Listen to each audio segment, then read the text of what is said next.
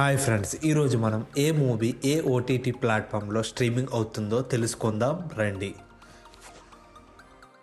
మన మొదటి మూవీ బడే మియా చోటే మియా. అక్షయ్ కుమార్, టైగర్ ష్రాఫ్, మనసు చిల్లర్ కలిసి నటించిన ఈ మూవీ యొక్క ఓటీటీ ప్లాట్ఫామ్ గురించి తెలుసుకుందాం రండి.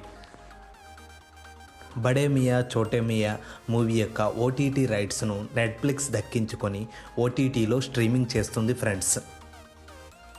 మన రెండవ మూవీ బ్లాక్అవుట్. విక్రాంత్ మెస్సీ, రుహానీ శర్మ, మౌని రై కలిసి నటించిన ఈ మూవీ యొక్క ఓటీటీ ప్లాట్ఫామ్ గురించి తెలుసుకుందాం రండి.